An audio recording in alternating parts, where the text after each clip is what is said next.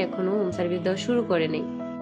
আমার আসলে একটা ফোনের জন্য আমি ঠিকমতো ভিডিও মেক করতে পারতেছি না পারতেছি ঠিকমতো হ্যালো এভরিওয়ান, আসসালামু আলাইকুম। 100K উপলক্ষে কেক কেটেই ফেললাম শেষমেশে। ভাবি নাই যে কেক কাটবো, কিন্তু একটা আপু আমাকে অনেক ভালোবেসে কেক পাঠাইছে। তোমরা অনেকেই আপুর কাছে নক দিয়ে জানতে চাচ্ছ অনেক কিছু।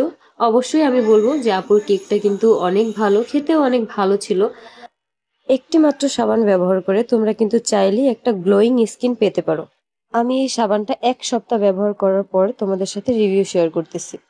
রংধনু পেজের আরো অনেক কিছু প্রোডাক্ট আমি এই ঈদে ব্যবহার করে ঈদের পর আমি তোমাদের সাথে শেয়ার করব।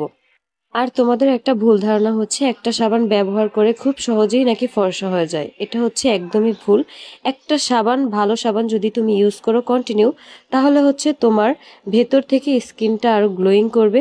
আর স্কিনে থাকা যেই মরা চামড়াগুলো আছে সেগুলো চলে যাবে, স্কিনের দাগগুলো আস্তে আস্তে চলে যাবে, যার কারণে তোমার স্কিন আরো ব্রাইট দেখাবে। কিন্তু তুমি কখনোই ওইভাবে ফর্সা হবে না যদি ওই সাবানটা ভালো হয়। এই সাবানটিতে আছে alpha arbutin, arbutin extra, hyaluronic acid, EHPA, গ্লেফসিড, গ্লুতাথায়ন। এই 5টি উপাদানের গুণাগুণে এই সাবানটিতে রয়েছে।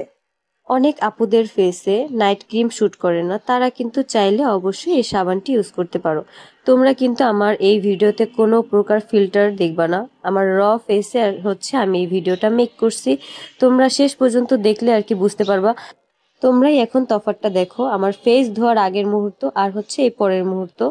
তোমরা কিন্তু চাইলেই এই একটা সাবান দিয়ে তোমাদের স্কিন আরো গ্লোয়িং করে তুলতে পারবা। আমি কখনোই বলবো না যে ফর্সা করবে, অবশ্যই তোমাদের স্কিন লাগবে আরো সুন্দর, আরো আকর্ষণীয়। এই সাবানটি 165 গ্রাম, যেটা তোমরা শুধু ফেসে ইউজ করলে 6 মাস ব্যবহার করতে পারবে। আর যদি ফুল ফেসে আর বডিতে ইউজ করতে চাও, তাহলে চোখ বন্ধ করে 3 মাস ব্যবহার করতে পারবে। এই সাবানটা অরিজিনাল ও অথেন্টিক পেয়ে যাবা শুধুমাত্র রংধনু পেজে। এই কেকটা আমার ভাই অনেক বেশি পছন্দ করছে। আমার ভাই মনে হয় 2 থেকে 3 পিসের মতো খাইছে, আবার ফ্রিজে রেখে দিছে যে পরে খাবে। আসলে আমার ভাই সবসময় সচরাচর ওরকম কিছু খায় না, কিন্তু কেকটা অনেক বেশি পছন্দ করছে। তো এই যে আমি সকাল থেকেই রেডি হয়ে বসে আছি। আমাকে একটা আপু মেহেদি পড়াতে আসবে, যার কারণে আমি রেডি হয়ে বসে আছি। চিন্তা করছিলাম যে আজকে ছাদে বসে বসে মেহেদি দিব, কিন্তু অনেক বৃষ্টি ছিল, টুপ টুপ করে বৃষ্টি পড়তেই ছিল, যার কারণে আমার সেই ইচ্ছাটা আর পূরণ হয়নি। তারপর আমি ছাদে গিয়ে দেখে আসলাম যে কি অবস্থা ছাদের। অবশেষে অপেক্ষা করতে করতে আপু বাসায় চলেই আসলো। আপু কিন্তু আমার জন্য চুড়ি বানিয়ে নিয়ে আসছে, আর আপু আমাকে মেহেদি দিতে আসছে।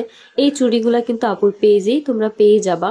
আপুর পেজ কিন্তু আমি এর আগে রিলসে, তারপর ছবিতে মেনশন করে দিছি। তোমরা কিন্তু চাইলে কাস্টমাইজ করে চুড়ি বানিয়ে নিতে পারো। তার জন্য তোমাদের 3 থেকে 4 দিন আগে আপুকে অর্ডার দিতে হবে, আর যেভাবে চুড়ি বানাবা সেটাও বলে দিতে হবে। তো ছাদে বসে আমি ভাবতেছিলাম যে এখন যদি আমি মেহেদিটা এখানে দিতে পারতাম, কিন্তু চুড়ি পরা শেষ করতে না করতেই বৃষ্টি আবার নেমে গেছে, যার কারণে আবার সেই রুমের মধ্যে চলে গেলাম। এখন আপু সবকিছু দেখতেছিল যে মেহেদি দেওয়া যাবে কিভাবে, মেহেদির মাথাটা চিকন কিনা।